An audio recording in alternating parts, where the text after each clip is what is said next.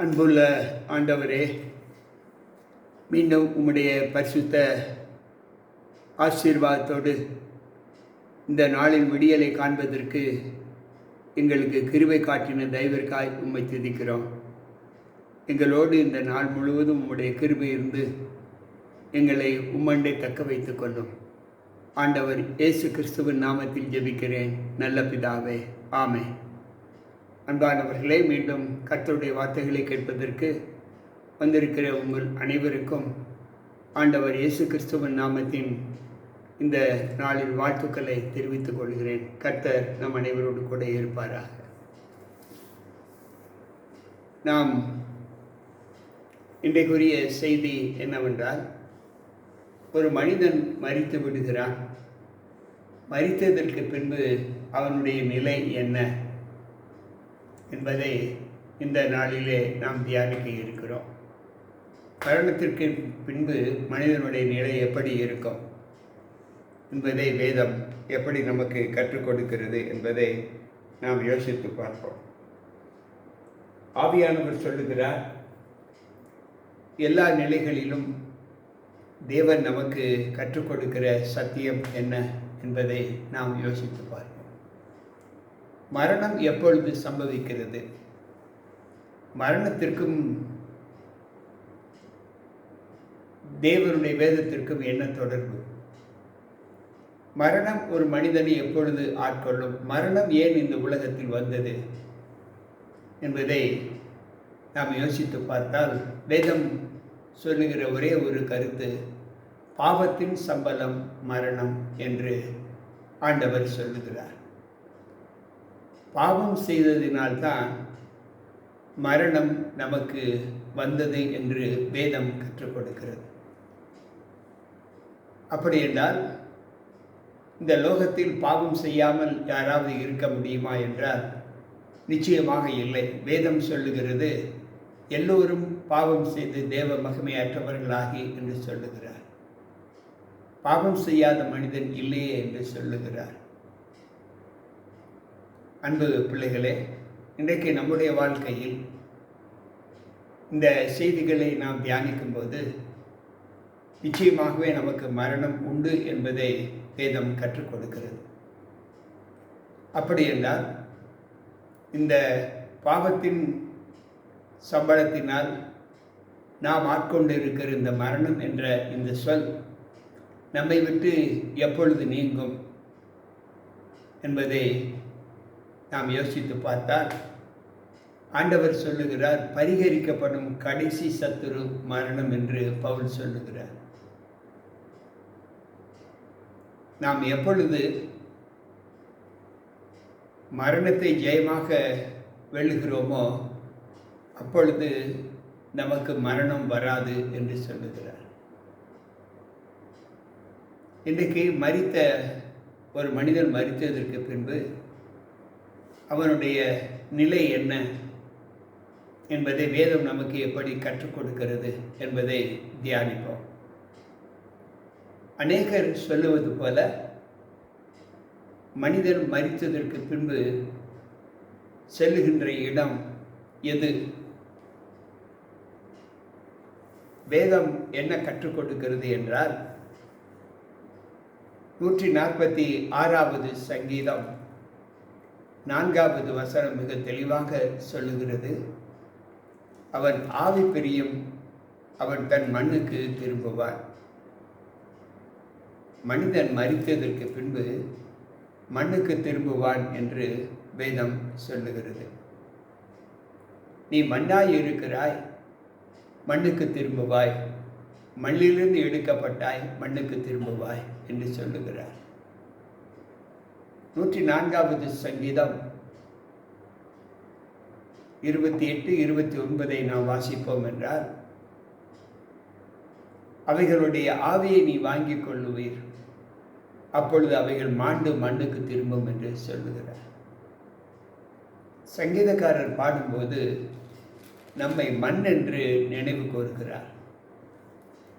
அன்பு பிள்ளைகளை, இந்த சரீரம் மண்ணுக்கு சொந்தமானது. வேதம் சொல்லுகிறது, மண்ணுக்குரிய சரீரமும் உண்டு, விண்ணுக்குரிய சரீரமும் உண்டு. இந்த சரீரம் மண்ணுக்கு சொந்தமானது. அப்படி என்றால் ஒரு மனிதன் மரித்ததற்கு பின்பு அவன் மண்ணுக்கு கொண்டு செல்லப்படுகிறான் என்றுதான் வேதம் நமக்கு கற்றுக் கொடுக்கிறது. பிரசங்கியின் புஸ்தகம் 9வது அதிகாரம் 5-6வது வசனத்தை நாம் வாசிப்போம் என்றால், உயிரோடு இருக்கிறவர்கள் தாங்கள் மரிப்பதை அறிவார்களே, மரித்தவர்கள் ஒன்றும் அறியார்கள். அவர்களுக்கு இனி ஒரு பலனும் இல்லை, அவர்கள் பேர் முதலாய் மறக்கப்பட்டிருக்கிறது என்று சொல்லப்பட்டிருக்கிறது. அவர்கள் சிநேகம், அவர்கள் பகை, அவர்கள் பொறாமை எல்லாமே ஒழிந்து போயிற்று என்று சொல்லுகிறார். அப்படி என்றால் மனிதன் மரித்ததற்கு பின்பு அவன் மண்ணுக்கு கொண்டு செல்லப்படுகிறான் என்று வேதம் சொல்லுகிறது. ஏன் மண்ணுக்கு கொண்டு செல்லப்படுகிறான்? அவன் மண்ணுக்கு சொந்தமானவன். அவனுடைய சரீரம் மண்ணிலிருந்து உருவாக்கப்பட்டது. மனிதர்கள் மாத்திரமா என்றால் இல்லை. நாசியிலே சுவாசமுள்ள அனைத்தும் மரிக்கும்போது மண்ணுக்குத்தான் செல்லும் என்று பிரசங்கி சொல்லுகிறார். பிரசங்கியின் புஸ்தகம் 3வது அதிகாரம் வேதம் இப்படி சொல்லுகிறது. எல்லாம் ஒரே இடத்திற்கு செல்லுகிறது, எல்லாம் மண்ணிலே உண்டாகிறது, மண்ணுக்கே திரும்புகிறது என்று பிரசங்கி 3:20 சொல்லப்பட்டிருக்கிறது. அன்பு பிள்ளைகளே, சற்று யோசிப்போம். நம்முடைய நாட்களில் நாம் மனிதன் மரித்ததற்கு பின்பு மண்ணுக்குத்தான் செல்லுகிறான் என்று வேதம் நமக்கு கற்றுக் கொடுப்பதை இப்பொழுது இத்தனை வசனங்களின் மூலமாக நாம் தியானித்தோம். எந்த ஒரு வசனமுமே மனிதன் மரித்ததற்கு பின்பு பரலோகம் செல்லுகிறான், தேவனுடைய சமூகத்தில் செல்லுகிறான் என்று வேதம் சொல்லவே இல்லை. அப்படி என்றால் வேதம் சொல்லுகிற கருத்து மனிதன் மண்ணுக்கு திரும்புகிறான். அடுத்த ஒரு கேள்வி, மனிதன் மரித்ததற்கு பின்பு அவன் எழுந்திருக்க முடியுமா? என்னோடு பேசினார்கள் என்று சொல்லப்பட்டு நான் பார்த்தேன் என்று சொல்லுகிற அனுபவம் இருக்கிறது. இவைகளெல்லாம் வேதம் நமக்கு சொல்லிய சத்தியங்களா என்றால் இல்லை. வேதம் மிக தெளிவாக சொல்லுவதை நாம் வாசித்தோம். 146வது சங்கீதத்திலே நாம் வாசித்தோம். என்ன வாசித்தோம்?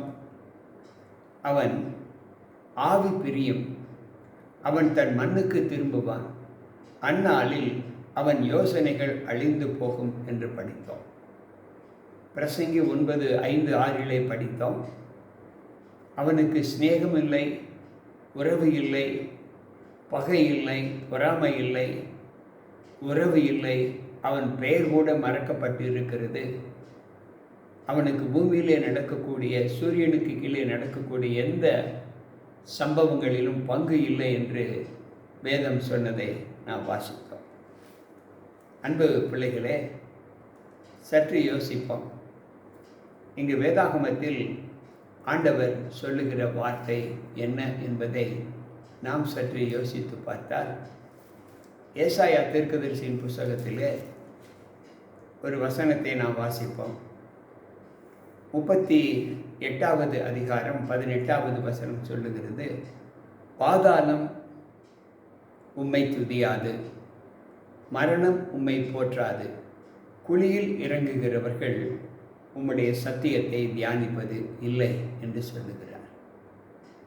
அன்பு பிள்ளைகளே, இங்கு வேதம் சொல்லுகிறது, குழியில் இறங்குகிறவர்கள் உமது சத்தியத்தை தியானிப்பது இல்லை. சற்று யோசிப்போம். நம்முடைய வாழ்க்கையில் வேதம் இதற்கு ஒப்புக் கொடுக்கிறதா? இன்றைக்கு அநேகர் சொல்லுவதை நீங்கள் எல்லோரும் கேட்டு இருப்பீர்கள். ஆனால் வேதம் இதை குறித்து என்ன சொல்லுகிறது என்பதை சற்று யோசித்து பார்த்தால், 30வது சங்கீதம், அங்கு வேதம் சொல்லுகிற வார்த்தை 8வது வசனம் சொல்லுகிறது, அவருடைய கோபம் எப்படிப்பட்டது? ஆண்டவர் சொல்லுகிறார், நான் குழியில் இறங்குகையில் என் இரத்தத்தால் எனக்கு லாபம் என்ன? புழுதி உம்மை துதித்து உமது சத்தியத்தை அறிவிக்குவோம் என்று சொல்லுகிறார். அன்பு பிள்ளைகளே, சற்று யோசிப்போம். மனிதன் புழுதிக்குள், அதாவது மண்ணுக்குள், தான் உண்டாக்கப்பட்ட மண்ணுக்குள் இறந்த பின்பு அவனுக்கு எந்த நினைவுகளும் எந்த யோசனைகளும் அவனுக்கு வருவது இல்லை. யோபுவின் புஸ்தகம் 7வது அதிகாரம் 9வது வசனம் சொல்லுகிறது, மேகம் பறந்து போகிறது போல பாதாளத்தில் இறங்குகிறவன் இனி ஏறி வரான். அன்பு பிள்ளைகளே, மேகம் பறந்து போகிறது போல பாதாளத்தில் இறங்குகிறவன் இனி ஏறி வரான் என்று வேதம் நமக்கு சொல்லுகிறது. சற்று யோசிப்போம். நம்முடைய நிலைகள் எப்படிப்பட்டதாய் காணப்படுகிறது என்பதை நாம் சற்று சிந்திக்க வேண்டும்.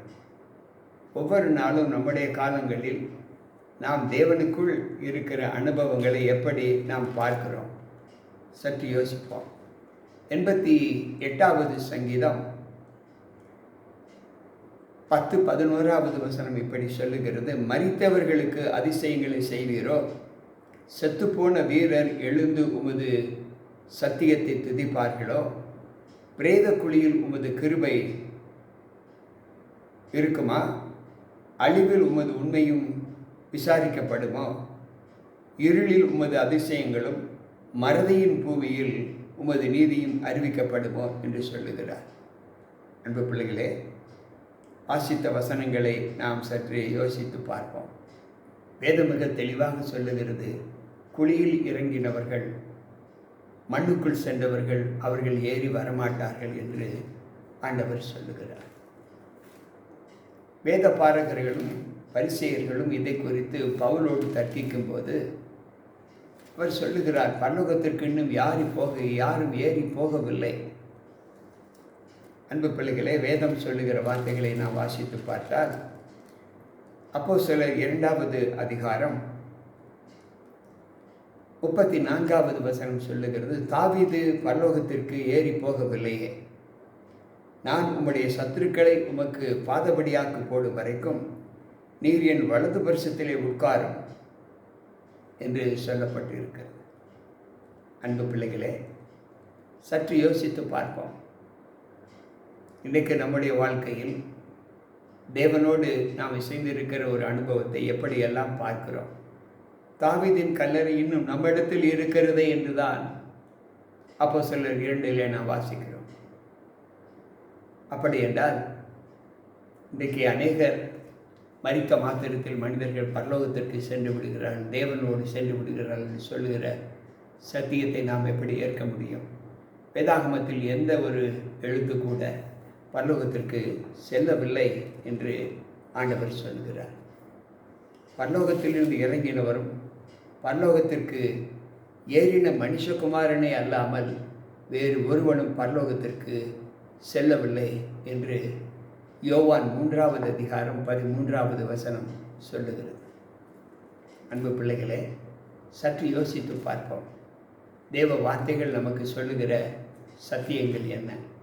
நாம் சத்தியத்தை தான் நம்ப வேண்டுமே தவிர, இப்பொழுது போதகர் G.K. ராபர்ட் சொல்லிவிட்டார், எனவே அதை நம்புவோம் என்ற நம்பிக்கை தயவு செய்து உங்களுக்குள் இருக்க வேண்டாம். நான் வசனம் சொல்லுகிறேன், வசனம் சொன்னதை மாத்திரம் நீங்கள் நம்பினால் போதும். ஒருவேளை ஆண்டவர் மரித்ததற்கு பின்பு எல்லோரையும் பரலோகத்திற்கு அழைத்து செல்லுகிறார் என்ற ஒரு வசனம் வேதாகமத்தில் இருக்கும் என்றால் அதை கண்டிப்பாக நான் சொல்லுவேன். அதை ஆண்டவர் வெளிப்படுத்தி நமக்கு காண்பிப்பார். வேதம் அப்படி ஒரு நாளும் சொல்லவில்லை என்பதை நாம் யோசிக்க வேண்டும். நீதிமொழிகளின் புஸ்தகம் 30வது அதிகாரம் 4வது வசனம் சொல்லுகிறது, வானத்துக்கு ஏறி இறங்கினவர் யார்? காற்றை தமது கைப்பிடிகளில் அடக்கினவர் யார்? தண்ணீர்களை வஸ்திரத்திலே கட்டினவர் யார்? பூமியின் எல்லைகளை எல்லாம் ஸ்தாபித்தது யார்? அவருடைய நாமம் என்ன? அவர் குமாரனுடைய நாமம் என்ன? அதை அறிவாயோ? அன்பு பிள்ளைகளே, வேதம் மிக தெளிவாக சொல்லுகிறது, மற்றவர்கள் சொல்லுகிற கருத்துக்கு நான் ஒரு நாளும் இடம் கொடுக்கக்கூடாது. ஆண்டவர் சொல்லுகிறார், பரலோகத்திற்கு யாரும் போகவில்லை, எல்லோரும் இங்குதான் இருக்கிறார்கள் என்று வேதம் சொல்லுகிறது.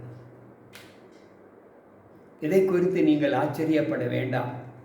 பிரேத கல்லறையில் உள்ள அனைவரும் அவருடைய சப்தத்தை கேட்கும் காலம் வரும். அப்பொழுது நன்மை செய்தவர்கள் ஜீவனை அடையும்படியும் தீமை செய்தவர்கள் ஆக்கினை அடையும்படியும் விழித்து எழுந்திருப்பார்கள் என்றுதான் வேதம் நமக்கு கற்றுக் கொடுக்கிறது. சற்று யோசிப்போம். எல்லோரும் இங்குதான் இருக்கிறார்கள், வேறு எங்கும் அவர்கள் செல்லவில்லை என்று வேதம் சொல்லுகிறது. நான் சொல்லவில்லை, வேதம் சொல்லுகிறது. அப்படி என்றால் நமக்கு பரலோகத்திற்கு சென்று விட்டார்கள் என்று சொல்லுகிற அந்த சத்தியம் எப்படிப்பட்டதாய் காணப்படும்? அன்பு பிள்ளைகளே, யோவான் 2வது அதிகாரத்திலே நாம் வாசிக்கும்போது 28, 29வது வசனத்திலே நாம் வாசிக்கிறோம். இதை குறித்து நீங்கள் ஆச்சரியப்பட வேண்டாம். பிரேத கல்லறையில் அனைவரும் அவருடைய சத்தத்தை கேட்கும் காலம் வரும். அப்பொழுது நன்மை செய்தவர்கள் ஜீவனை அடையும்படியும் தீமை செய்தவர்கள் ஆக்கினை அடையும்படியும் எழுந்திருப்பார்கள் என்று சொல்லப்பட்டிருக்கிறது. தானியேல் 12:2 வாசிப்போம் என்றால் இங்கு வேதம் சொல்லுகிறது, இங்கு பூமியின் தூளிலே நித்திரை பண்ணுகிற சிலர் நித்திய நிந்தைக்கும் நித்திய இகழ்ச்சிக்கும் விழித்து எழுந்திருப்பார்கள். அன்பு பிள்ளைகளே, சற்று யோசிப்போம். ஒவ்வொரு நாளும் நம்முடைய வாழ்க்கையில் நாம் எந்த அனுபவங்களை பெற்றிருக்கிறோம் என்பதை சற்று யோசித்து பார்க்க வேண்டும். அன்பு பிள்ளைகளே, இங்கு வேதம் சொல்லுகிறது, மரித்ததற்கு பின்பு யோபு 14வது அதிகாரம் 21வது வசனம் சொல்லுகிறது, அவன் பிள்ளைகள் கனமடைந்தாலும் அவன் உணரான், அவர்கள் சிறுமைப்பட்டாலும் அவர்களை கவனியான். அன்பு பிள்ளைகளே, வேத வாக்கியங்களை நாம் எந்த அளவுக்கு யோசித்து பார்ப்போம். என் சுவாசம் ஒழிகிறது, என் நாட்கள் முடிகிறது, பிரேத குழி எனக்கு ஆயத்தமாய் இருக்கிறது என்று சொல்லுகிறார் யோபு 17:1.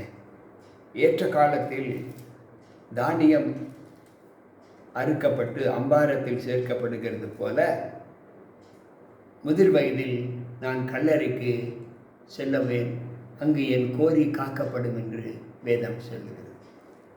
இவ்வளவு வார்த்தைகளை ஆண்டவர் நமக்கு சொல்லி இருக்கும்போது மரித்தவர்கள் பரலோகத்திற்கு செல்லுவார்கள் என்றால் வேதம் எப்படி அதை நமக்கு கற்பிக்கும்? அப்படி என்றால் இந்த கருத்துக்கள் எப்படி கிறிஸ்தவ மக்கள் ஊழியக்காரர்கள் சொல்லுகிறார்கள், நான் பரலோகத்திற்கு போனேன், அங்கு ஒரு மனிதனை கண்டேன் என்று சொல்லுகிறார். பரலோகத்திற்கு போனேன் என்று சொல்லுகிற சப்தத்தை கூட ஊழியக்காரர்கள் சொல்வதை நான் கேட்டிருக்கிறேன். எனக்கு பிரியமான தேவ பிள்ளைகளே, அதை குறித்து நான் குறை சொல்வதற்கு இல்லை. சத்தியத்தை ஒருவன் போதித்தால் வேத வாக்கியங்கள் விட போதிக்க கடவன் என்றுதான் 1 பேதுரு 4வது அதிகாரம் 11வது வசனம் சொல்லுகிறது. ஒருவன் போதித்தால் தேவனுடைய வாக்கியங்களின்படி போதிக்க கடவன்.